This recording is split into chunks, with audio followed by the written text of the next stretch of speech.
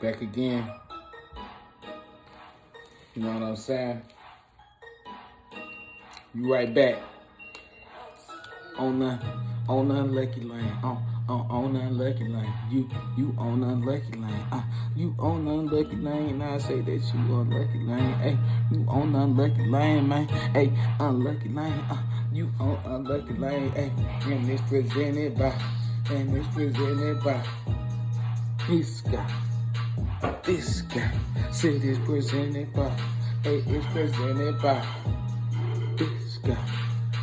This guy. What's happening? You know what I'm saying? It's Un-Dre presenting to you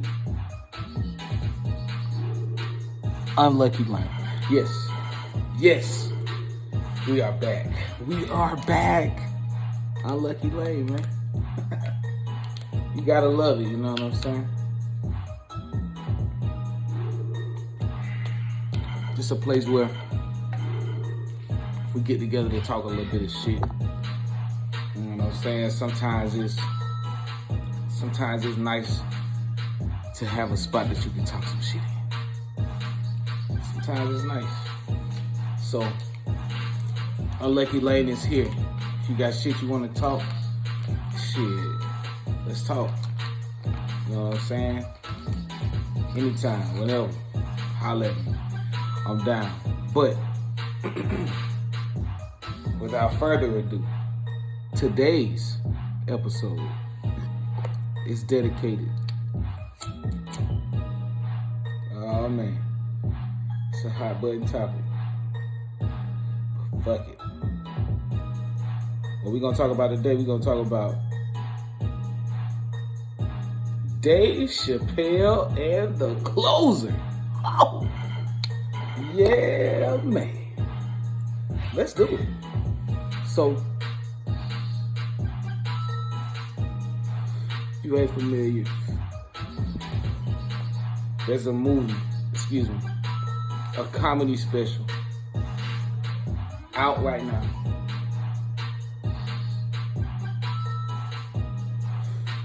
It's on a streaming platform called Netflix. And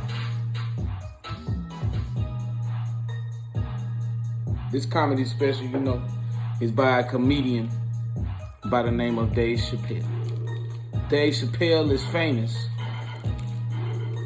for roles in movies as far back as Robin Hood Men in Tights to stuff like Half Baked to his crowning achievement, probably his TV show, The Chappelle Show. Beautiful work in my opinion. And he's released a few movies, comedy movies, just kind of stand-up shit. He always likes to try to involve music artists as well.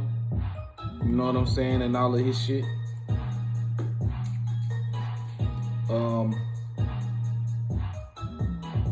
And he's known for being controversial. He say the shit and think of the shit to say. That motherfuckers be scared to say a lot of the times. But he be coming with it. He ain't scared to say that shit. So, a nigga like me that be saying shit that people don't want to hear, I really fuck with a nigga like Dave Chappelle. Cause he say what niggas don't want to say, what motherfuckers don't want to hear. And he don't give a fuck.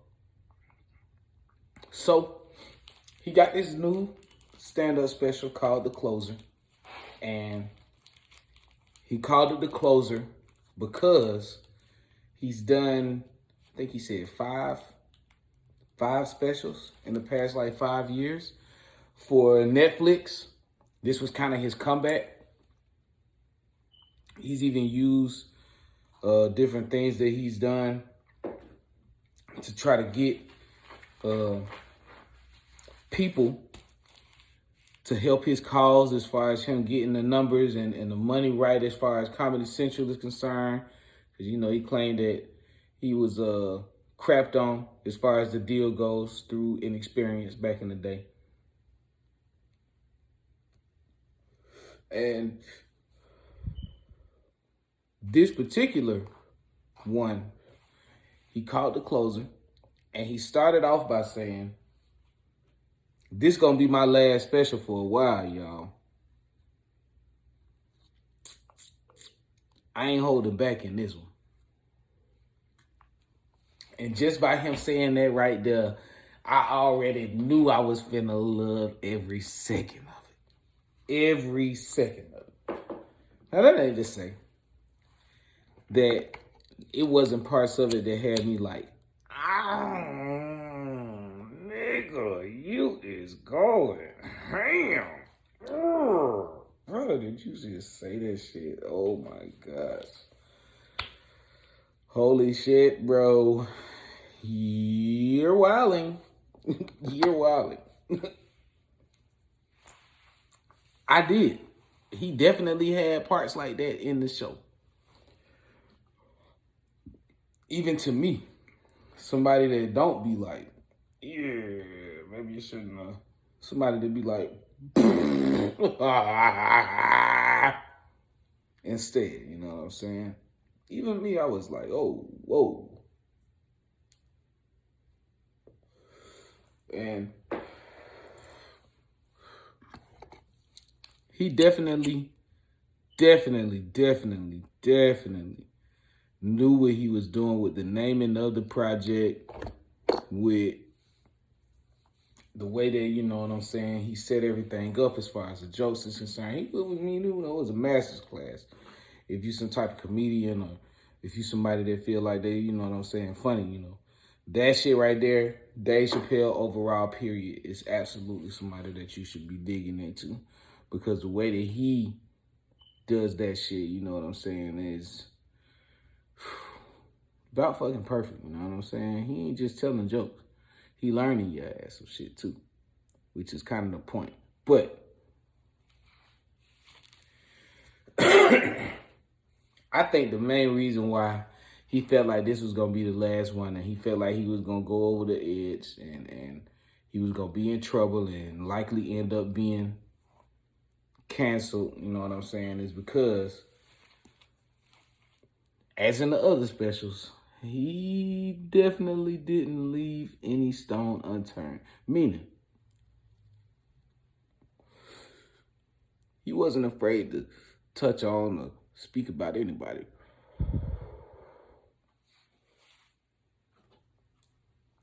And I do mean anybody. Now, we all know. And I ain't even gonna be, you know, on this subject for too long, because I don't want nobody to feel like I feel some type of way. But we all know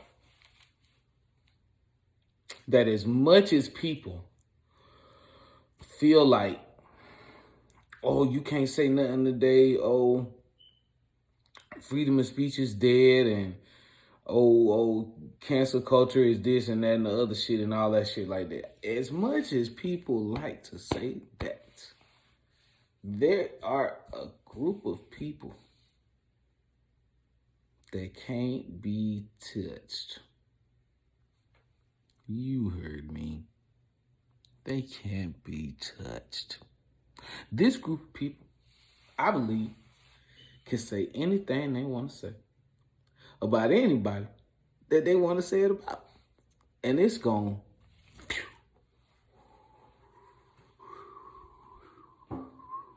Fly right on down the street.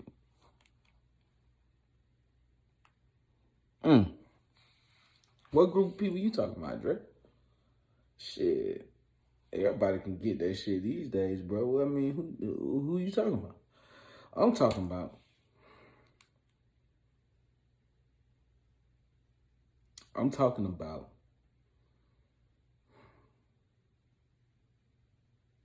the LGBTQ.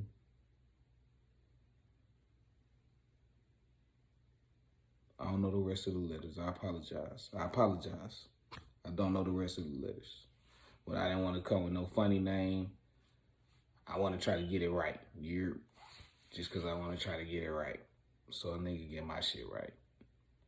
Which is UN-DRE. But neither here nor there. I'm saying that these folks can really say anything they want to say about anybody. Pull any kind of stunts they want to pull. And that shit be smooth. Whereas for other groups of people, that ain't quite the case. So, why am I saying this? I'm saying this because Dave Chappelle spent a lot of time making a lot of jokes about that group of people. In fact, a certain subsection, maybe, would be the classification. I had apologies if I'm fucking up. Apologies. But yeah, he went in on a certain, part of that group, you know what I'm saying? And they is not fucking with him behind it. But he called the fact that it was gonna go down like this. He said that the main problem between him and this group of people is the fact that they don't listen.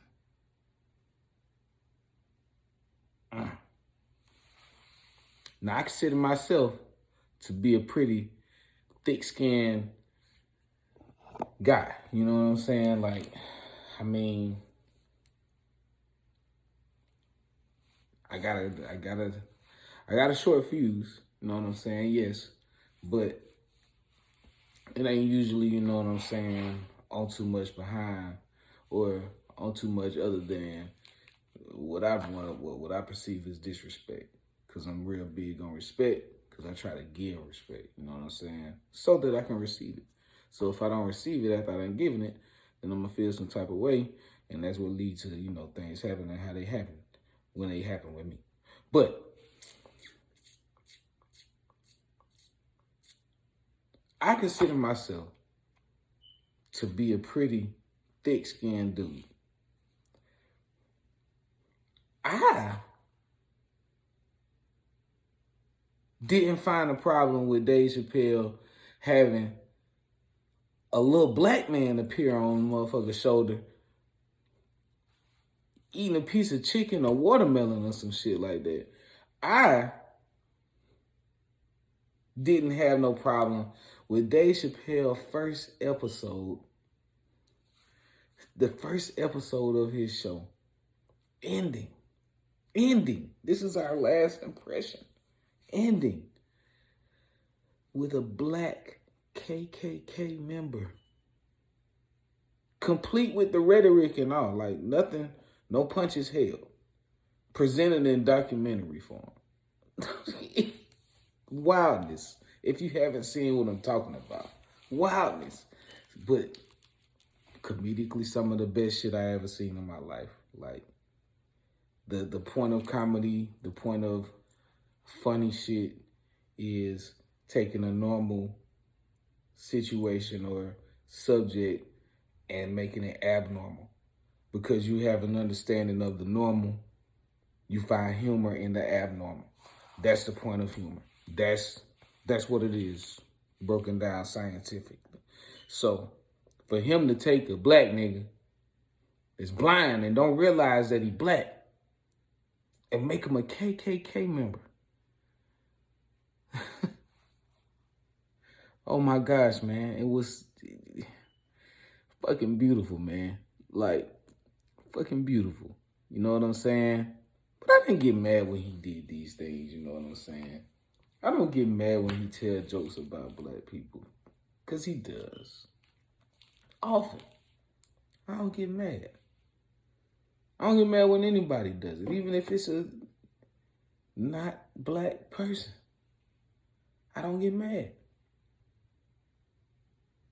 But there's some people that get pissed, peeved, have issues with it, stand up and voice them.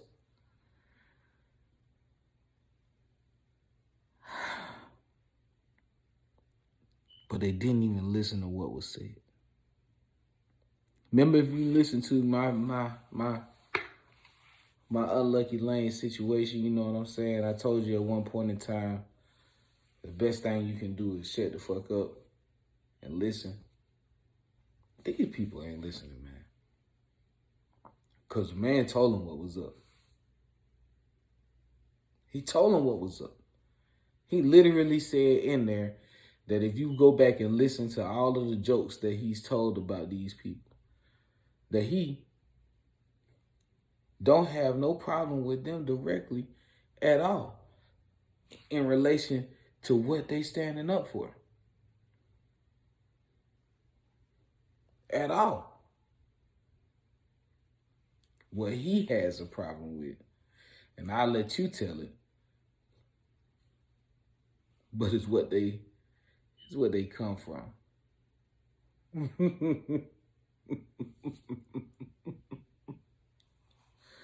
You gotta check it out, man. I ain't no spoiler type cat, you know. I just like to say my piece on it. And my piece is that shit was mastery. And I really feel like my brother, you know what I'm saying, put his shit on Front Street like that.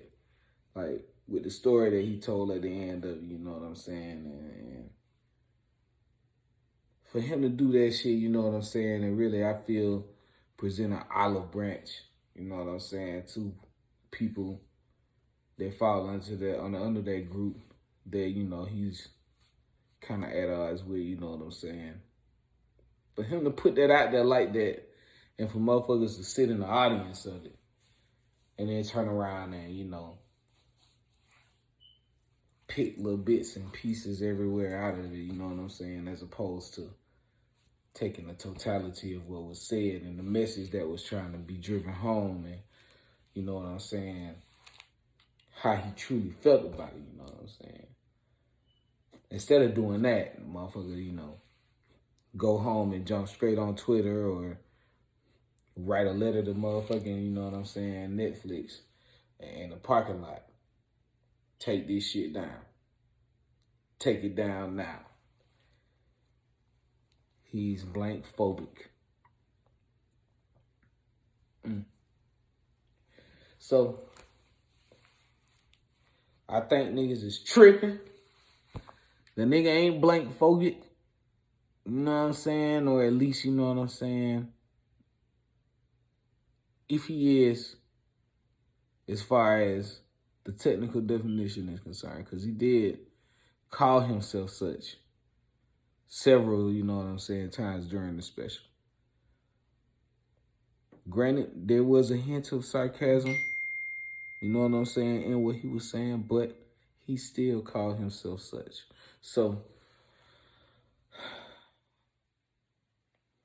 why a nigga gotta be scared of shit all the time, bro, with this phobia and shit, man? Like, I don't like closed spaces. But that's about it, bro. Like, because I ain't into what you into, don't mean I'm scared of your ass, though. I don't know. Niggas don't be thinking about the meanings of words, you know what I'm saying, and what they represent and what you doing when you put them into the air. It ain't just breath. It ain't just breath. When you say shit, it ain't just breath. It ain't. When you say shit, you start to be shit. So, think about what you be saying before you say that shit. G shit. And with that, my niggas and niggas, we are up out of here. This has been another edition of Unlucky Lane. And it has been presented by the Un-Dre.